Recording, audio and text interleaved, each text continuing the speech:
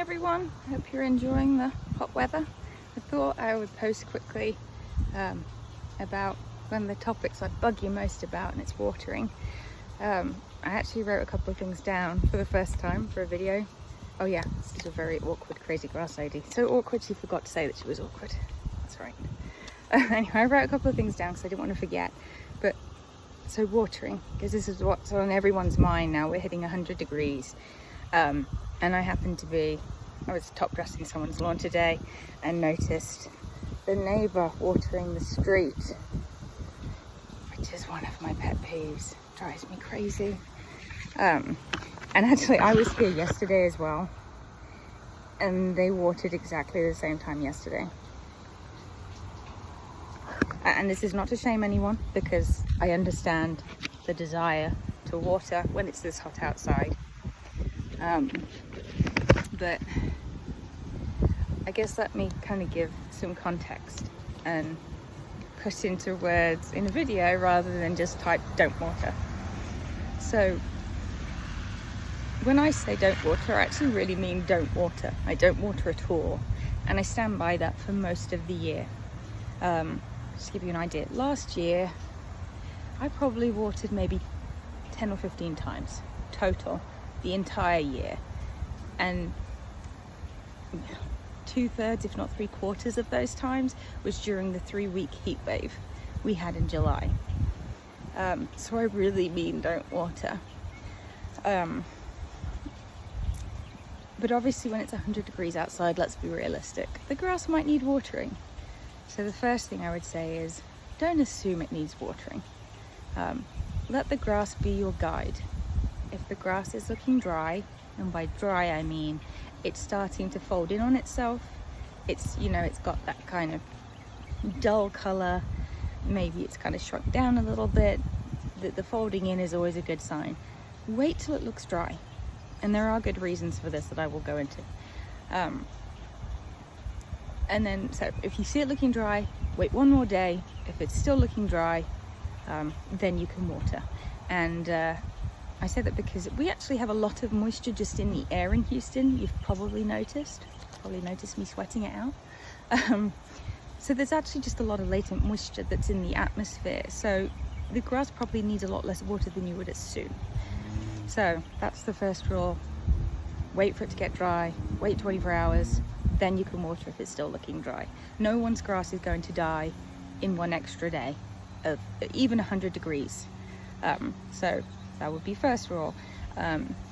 It's summertime right now. I hate to get confusing about this, but there are good reasons for it. In spring and fall, if you have to water, we say water during the day. The reason for that is in spring and fall we tend to get a lot of fungus. So brown patch, grey leaf, and sometimes takeall. So we say water in the day because you don't want the lawn to be holding too much moisture overnight when the temperatures drop and you have that golden period of when fungus might get going. In summer, so let's say May through August, September. Yeah, August, more August than September. You want to water overnight. And the reason you want to water overnight is because you don't want to lose it all to evaporation, right? I mean, it's probably 6 o'clock right now and they're watering, but even now at 6 o'clock, it's 100 degrees outside, it's full sun. They're losing plenty of this water to evaporation before the grass can absorb it. So to minimize that, you want to water overnight. Let's say, you want it to have cooled down quite a bit. So 11, 12 through to 1, 2, 3, 4 in the morning. And then you don't want to do it too close before sunup because you want to give the grass the opportunity to absorb as much as possible before the sun comes up and it starts evaporating. So that's why we do that. What else I got? I go on about cup tests. I'll do something separate about cup tests. I know it sounds crazy, but it's such a quick and easy way to figure out if your sprinklers are working properly, and the amount of people who end up with damage in summer just because a sprinkler head isn't working properly. It's an easy thing to do. It's 5 or 10 minutes of your time and can avoid some real problems. the rules are following this so that you're not watering too much, like when I'm telling you not to water, or water only is needed. Doing that, you want to make sure you get a really good watering, so you want to be getting at least an inch. You want to basically mimic a thunderstorm. If you think about how good your grass looks after a really heavy rain, that's what you're trying to mimic. Trying to mimic a really heavy rain. So again, I hark back to the cup test, because I can't tell you how many inches of water your lawn is getting in 5 minutes or 10 minutes or 20 minutes of running the sprinklers.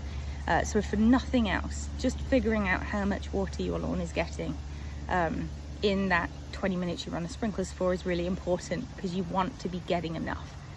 And then a lot of people, because of compaction and tree roots, they can't put an inch onto the lawn without it just running off. So that's when you're going to want to split the cycle, which means you might run it for 15 minutes, wait an hour, run it for 15 minutes again. You really do want to try and mimic that big heavy thunderstorm, and then let it go as long as possible. Keep in mind, like, same as no one's lawn is the same as everyone else's. Every lawn is different. Every zone is different. You may have zones that you never need to water. They hold water, they're low, they have shade. So you may have zones you never need to run, whereas you may have some other zones that need a lot of water because they're high sun and they're next to concrete. So keep that in mind. And there is method to all this madness, I promise. So there's a couple of reasons why I am this crazy about watering. And it's for the health of the grass. And what I like to tell people a lot is, you can water a ton in spring. Your grass is going to look fantastic. You're definitely going to feel like you're doing everything right. The reason we say do not water or only is absolutely necessary is because you want a mature, healthy, deep-rooted grass. You want a very deep rooting is the big thing, because when we come to August, September and things are really stressful, you want the grass to be able to pull from moisture that's 8-9 inches below the surface. If it's always had lots of moisture at the surface, it'll never root down, and then as soon as there's any kind of compounding stress, it's going to really struggle. Now the other reason, and this is a huge deal this year, I cannot even tell you how traumatized I am by the weeds I'm seeing this year, is because it helps control the weeds. This is so important. And I know we used to have, like back in the day, we could control weeds with pre-emergent once a year and that was it. It's not those times anymore. It's different now. So the weeds are off the chart this year, and I need, like, the not watering, the watering only is necessary.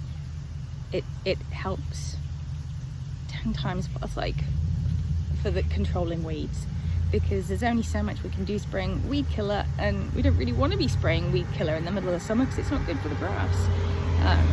But so holding back on the watering, you have a deep rooted lawn that can sustain stress, and you help control weeds, and you save money on your water bill, and you train your lawn for when, we go into the water conservancy where we're being told, no, you can only water at this time on these days. So I'm thinking that's a win-win-win-win. I think that's a quadruple win.